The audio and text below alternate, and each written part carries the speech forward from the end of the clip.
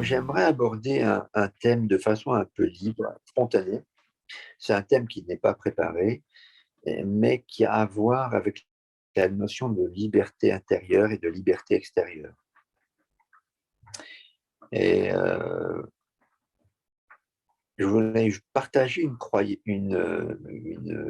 est-ce que c'est une croyance que j'ai, qui est que les deux sont connectés, la liberté intérieure et la liberté extérieure, qu'il y a un lien très fort entre les deux,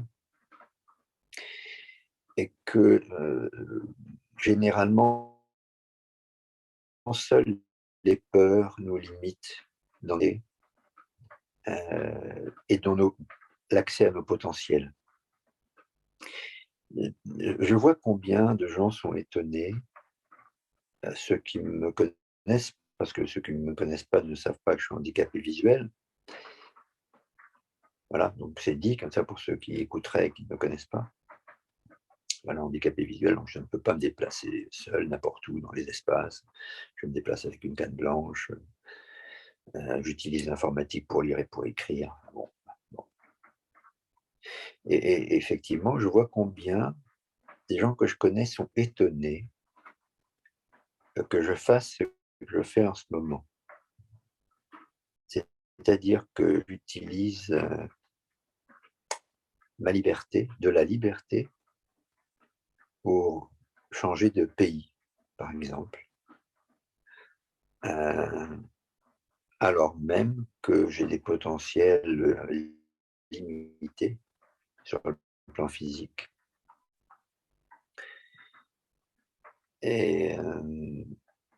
Mais je me sens tellement libre de pouvoir vivre ce qui est important de vivre pour moi, que je ne me sens pas limité, ni sur le plan de l'espace, ni sur le plan linguistique, ni sur le plan de l'ouverture du futur. Et je voulais partager la joie que ça peut, générer, de sentir cette liberté intérieure, déboucher sur une forme d'action tranquille,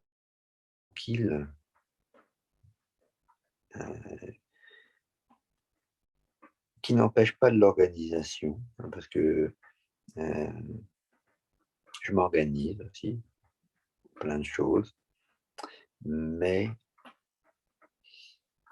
je voulais partager ce sentiment de joie, d'accéder à ce sentiment de liberté qui est lié à la sensation, enfin une espèce de confiance en soi pour faire des choses dont je sais que des milliers de gens, des centaines de milliers de gens pourraient le faire, mais ne s'autorisent pas à le faire. Pour plein de raisons, plus ou moins valables, plus ou moins officielles, des prétextes plus ou moins variés. Et j'ai envie de partager ce que je vis, puisque je suis là à Barcelone, en Espagne, j'ai quitté la France, je ne sais pas quand je vais revenir, vais-je revenir, tout est possible. Et je voulais partager que nous avons vraiment tous cette compétence en nous, même si elle est interdite, même si elle est limitée, même s'il y a des croyances qui nous font penser que nous ne sommes pas capables. Nous avons tous la compétence à être des êtres de la planète, qui peuvent aller partout sur la planète, autant que possible peut se faire. Il y en a même qui vont en fauteuil roulant. Moi, j'y vais à l'aveugle. Voilà. Donc, je voulais partager ça, déjà. Et combien c'est agréable de se sentir respirer dans cette liberté de mouvement et de projet complètement ouvert, Et c'est une liberté que souvent on a quand on est enfant, qu'on perd après avec les soi-disant obligations d'adulte. C'est une liberté qu'on a quand on a 4 ans, 5 ans, on ouvre grand les yeux comme ça, en regardant tout autour de nous et en courant, se précipitant vers une feuille morte, hein, par terre pour la regarder, la prendre, vers un insecte, pour regarder comment il bouge.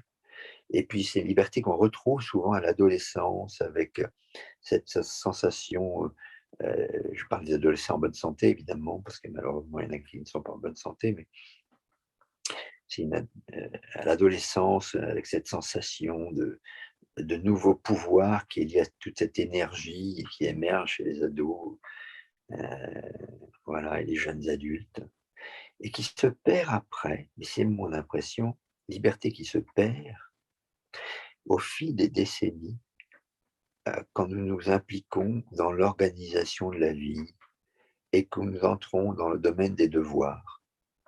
Allez, je dois,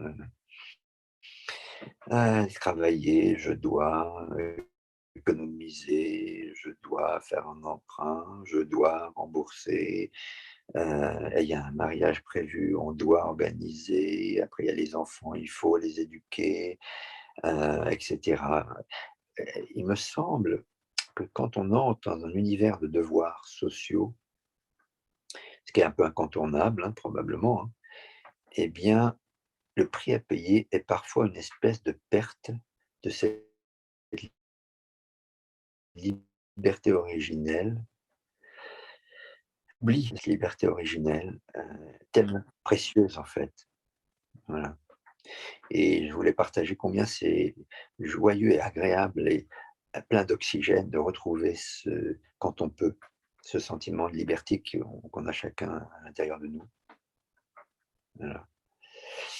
Et je dis ça parce qu'on est dans un moment, on est dans une époque, et un moment très particulier, hein, une époque de la plainte, de la souffrance, de la plainte, dans plein de pays, de la plainte, de la souffrance, parfois de la revendication. Et plainte et souffrance très souvent déconnectées de l'action. Combien de fois j'entends, des proches, des amis ou des collègues ou des, anonymes se plaindre et que cette plainte tourne en boucle, sans jamais déboucher sur une action, quelle que soit l'action, une action constructive pour soi, action constructive pour les autres. Combien de fois j'entends, se plaindre, des gouvernants et ceci et cela, sans jamais déboucher sur une action qui est un engagement politique, un engagement syndical ou un engagement sociétal ou un engagement spirituel qui irait dans un sens, dans un axe permettant de construire une réponse. Et cette vidéo est aussi pour encourager à l'action, de quitter la plainte ou de l'utiliser comme énergie pour l'action. Parce qu'une plainte sans action est totalement stérile. Donc, agir est quelque chose de fondamental.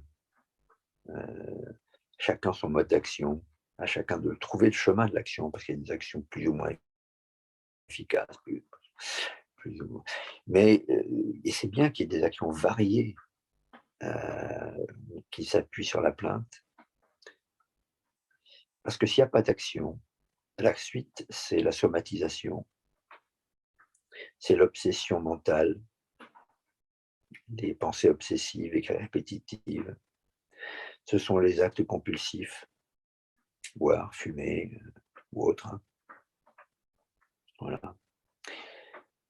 Tout ça venant remplacer l'action. Parce que nous, dans notre domaine IFS, on pourrait appeler des pompiers, hein, qui viennent éponger la plainte. Ou parfois certains managers, très organisés, travailler beaucoup mais c'est une forme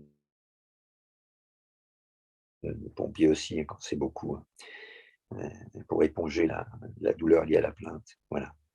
Donc action, une vraie action constructive, quelle qu'elle soit, hein. pour soi, pour les autres, elle peut être très personnelle. Enfin, en ce qui me concerne, il y a à la fois de l'engagement politique, mais il y a aussi une action de déplacement dans l'espace, de recherche de mon chemin. Chacun sa manière. Voilà, donc c'est pour partager cette joie de la liberté, la puissance de la liberté que nous avons tous en nous. Nous pouvons tous agir, nous pouvons tous faire quelque chose qui nous dirige vers le bonheur, à condition que nous acceptions de traverser les peurs. Et que les peurs ne soient que des rivières à traverser et non pas des mers infranchissables. Donc il y a un bateau, une barque à prendre, des rames, une voile, un gouvernail, et puis il faut se tartiner à la traversée. Il y a vraiment une traversée à se tartiner, et, parce qu'à rester sur la berge et contemplant l'autre côté, en mourant écrasé par le soleil ou par la pluie là où on est, en se disant tiens, sur l'autre rive, ah, là est mon chemin, mais non, mais non, il y a trop de courant dans l'eau, l'eau est froide, en plus je ne sais pas nager, eh bien on meurt sur place, on dessèche sur place. Et on est un exemple pour personne en plus. Voilà. Donc je voulais partager ça. Et